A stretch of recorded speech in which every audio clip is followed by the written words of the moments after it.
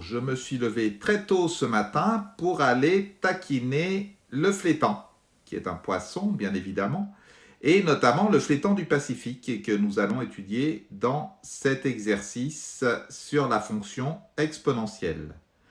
On va s'intéresser à l'évolution de la taille des flétans en fonction de leur âge.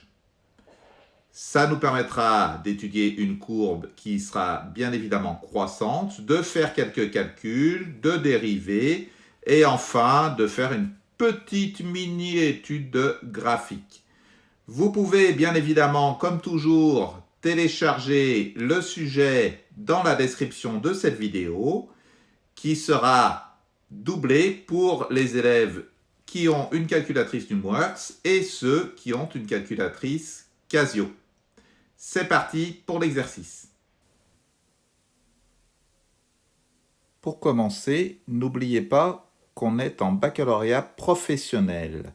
Donc les exercices d'études de fonctions sont toujours installés dans des environnements concrets. Ici, on va étudier donc la taille du flétan du Pacifique qui est fonction de son âge. Elle peut être modélisée par la fonction f définie sur l'intervalle 0,12. La première chose, c'est qu'on travaillera toujours sur un intervalle, donc intervalle des valeurs de x ou de t ici. Et la fonction est définie par f de t égale 200 moins 191,2 exponentielle moins 0,18t. Deuxième élément important, on a donc une fonction. Et on vous dit que t, c'est l'âge en années, et f de t, la taille du poisson en centimètres. Donc la première chose que je vous recommande de faire sur votre brouillon, c'est de réécrire la fonction de l'exercice f de t égale 200 moins 191,2 exponentielle de moins 0,18t. Et ensuite d'indiquer avec des couleurs que signifie t dans le cadre de l'exercice. T signifiera toujours quelque chose de concret. Donc ici, c'est l'âge du flétan en années. Et que signifie f de t? Pareil, ce sera toujours quelque chose de concret. Ici, c'est la taille du flétan en centimètres. Ça permet de donner du sens à la fonction qu'on va étudier et de répondre souvent plus facilement aux premières questions où il faut remplacer t par une valeur ou alors il faut remplacer f de t par une valeur. Ce qu'on va voir tout de suite dans la question 1. Question numéro 1. On nous demande de calculer la taille au centimètre près d'un flétan à la naissance. On a vu juste au-dessus que l'âge du flétan en années est la variable t, et à la naissance, t égale bien sûr 0, puisque à sa naissance, le flétan a 0 ans. Donc, nous allons calculer l'image de 0 par la fonction f en remplaçant t par 0 dans l'expression de f. Donc je fais 200 moins 191,2 exponentielle moins 0,18 fois 0. Autant dire exponentielle 0. Je peux faire ce calcul sans calculatrice. Il est toutefois plus simple de prendre sa machine pour trouver le résultat. C'est ce que nous allons faire tout de suite. Pour effectuer des calculs sur la calculatrice Casio, il suffit d'aller dans le menu numéro 1, Exécution matrice, qui est le menu standard.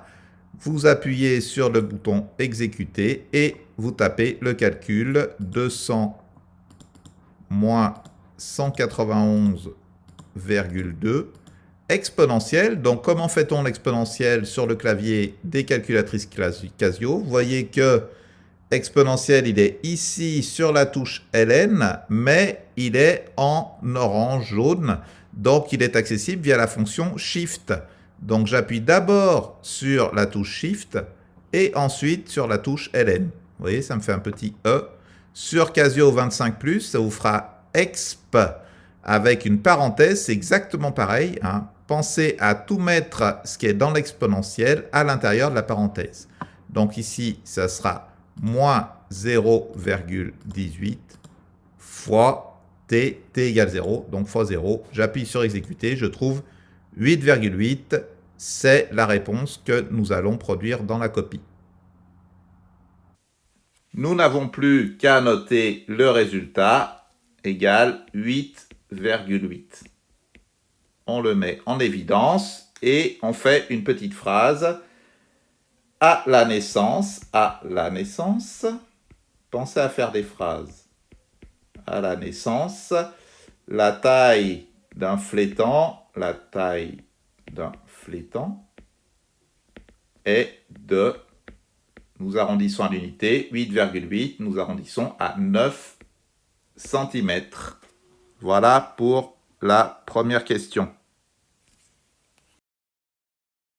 Il peut être judicieux de vous rappeler ici la règle des arrondis. Lorsque la décimale qui suit la limite de l'arrondi est inférieure strictement à 5, donc lorsqu'elle est égale à 0, 1, 2, 3 ou 4, il faut arrondir à la valeur inférieure. Et lorsque la décimale qui suit la valeur limite de l'arrondi est supérieure ou égale à 5, donc lorsqu'elle est égale à 5, 6, 7, 8, 9, à ce moment-là, vous arrondissez à la valeur supérieure. Faites attention, lorsque la décimale est égale à 5, il faut bien arrondir au-dessus. Question numéro 2 en deux parties. Première partie, petit a, il faut déterminer l'image de 12, f de 12, en arrondissant le résultat à l'unité. Petit b, il faut interpréter le résultat obtenu dans la question 2a. Pour déterminer l'image de 12, il suffit de remplacer t par 12 dans l'expression de f, toujours la même. Donc j'écris 200 moins 191,2 exponentielle moins 0,18 fois 12. Le mieux est bien sûr de prendre sa calculatrice pour trouver la réponse. Toujours sur la calculatrice Casio dans le menu exécution matrice et nous faisons le calcul directement. 200 moins 191,2 exponentielle, donc shift ln, ok, moins, juste avec ce moins cette fois-ci, 0,18 fois 12, puisque t égale 12 dans cette question. J'appuie sur exécuter, je trouve 177,95 que nous arrondirons à 178 dans l'exercice. Il ne reste plus qu'à écrire le résultat arrondi à l'unité, 178, je l'encadre, et au lieu de faire une réponse, je vais répondre à la question B. Qu'est-ce que ça veut dire ce 178 que j'ai trouvé dans cette question? F de 12, je regarde, F de T, c'est la taille en centimètres, donc F de 12, c'est la taille en centimètres du flétan pour T, âge en année, égale 12 ans. Donc j'interprète le résultat obtenu par une phrase. À l'âge de 12 ans,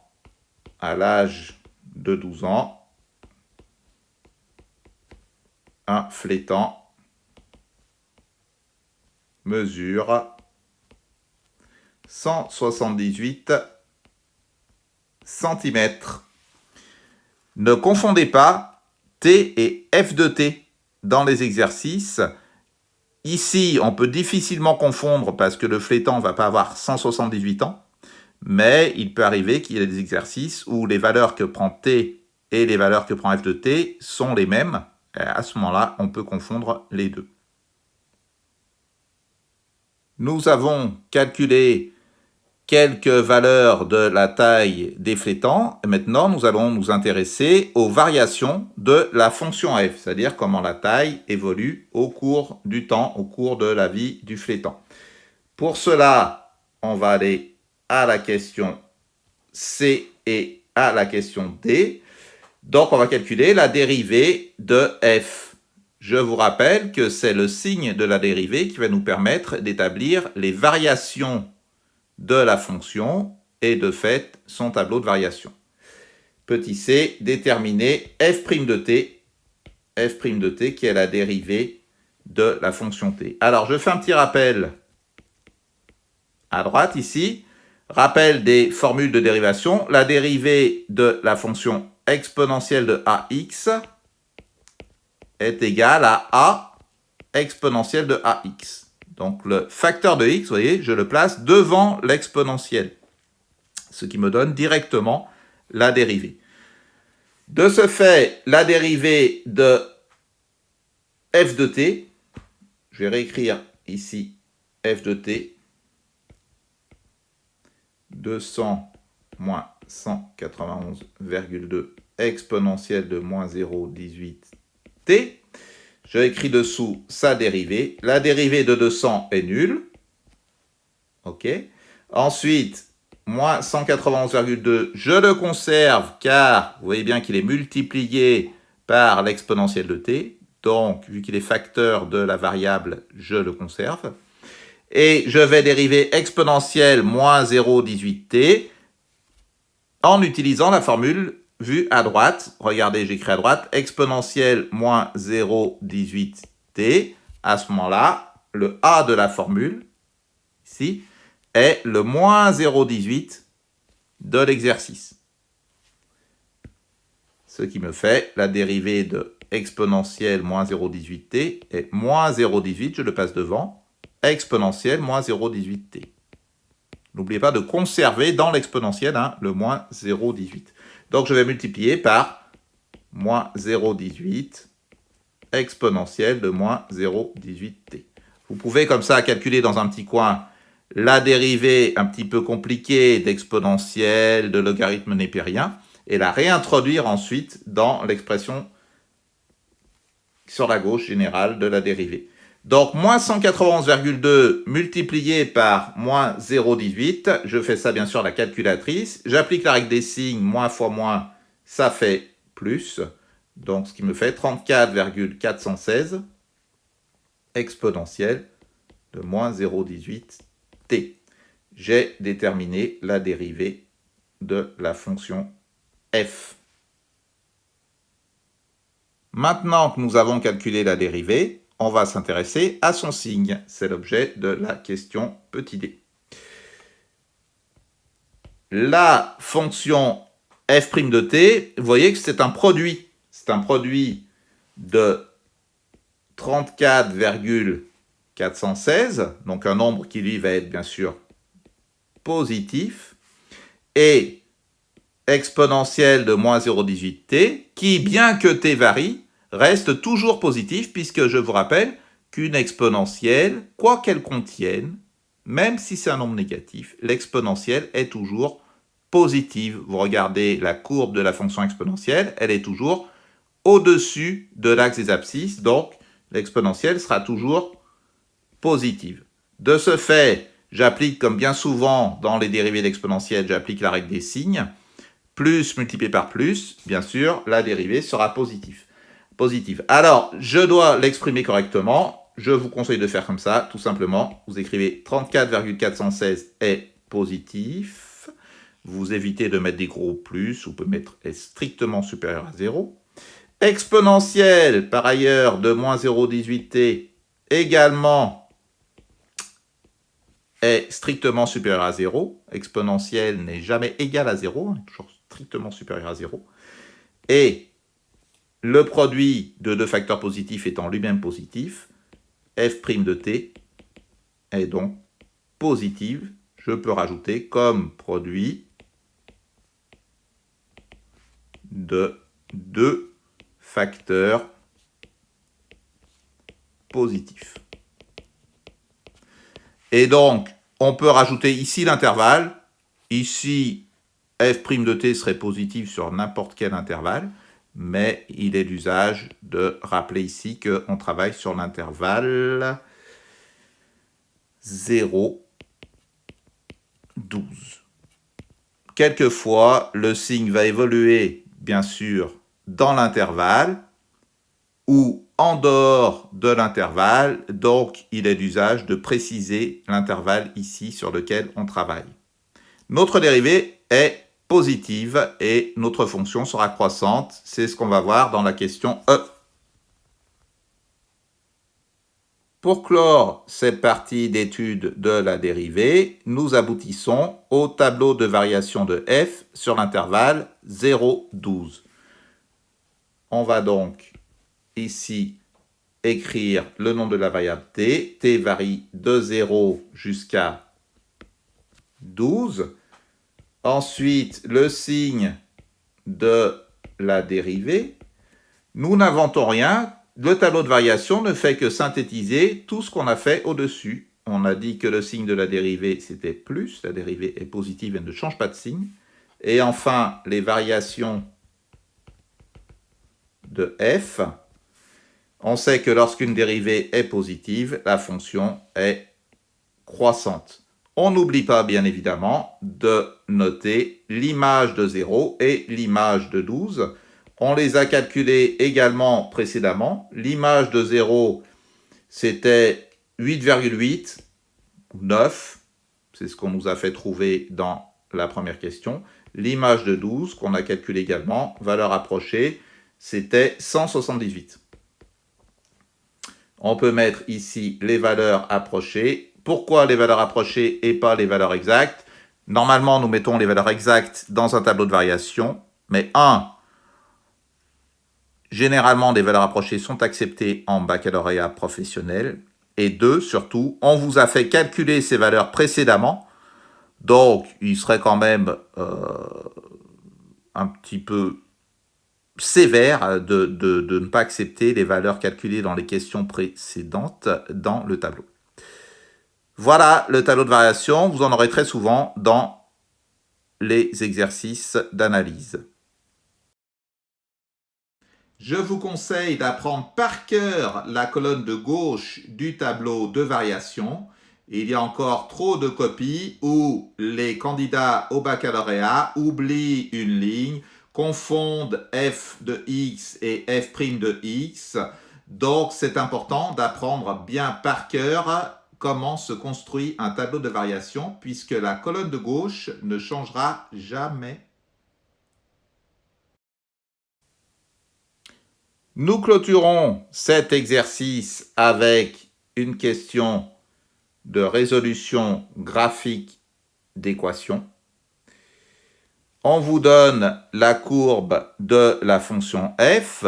Dans d'autres exercices, vous auriez eu le tableau de valeurs à compléter à la calculatrice et la courbe à tracer. Ici, elle est déjà tracée. On va s'intéresser à l'âge du flétan lorsqu'il mesure 155 cm. Donc, vous avez t en abscisse, vous avez f de t ici en ordonnée. On va chercher la valeur 155 sur l'axe des ordonnées. Elle se trouve 150, 155, elle va se trouver ici. 155 cm. Et on va chercher donc l'antécédent de 155 en utilisant sa règle. C'est important de bien noter sur le graphique comment vous avez trouvé la réponse, puisque c'est une résolution graphique qu'on vous demande. Donc, vous positionnez votre règle sur le 155 horizontalement. Vous tracez des pointillés jusqu'à la courbe. Vous trouvez le point ici d'ordonnée 155 et vous cherchez son abscisse qui sera donc la réponse à la question posée. On descend chercher l'antécédent de 155 qui est 8. Donc l'image de 8 c'est 155 et l'antécédent de 155 c'est 8. Donc à quel âge le flétan du Pacifique atteint 155 cm? Le flétan du Pacifique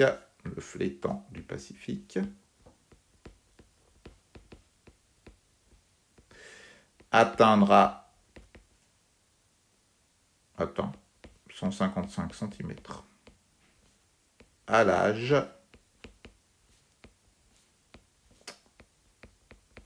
de 8 ans.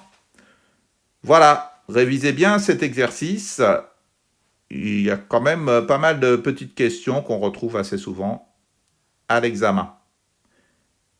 Avant de partir, je ne résiste pas à vous montrer quelques photos de flétans. C'est important de savoir de quoi on parle dans tous ces exercices de mathématiques. Donc voilà une photo de flétan, chacun en pensera ce qu'il veut. Hein. Mais la deuxième photo qui vient de Wikipédia montre bien que le flétan peut être un très très gros poisson. 1,78 m, on a calculé. On voit bien à côté du pêcheur que je ne sais pas si c'est le pêcheur ou le flétan qui est le plus long. Alors, la prochaine fois que vous irez vous baigner dans le Pacifique, un petit conseil, gare au flétan.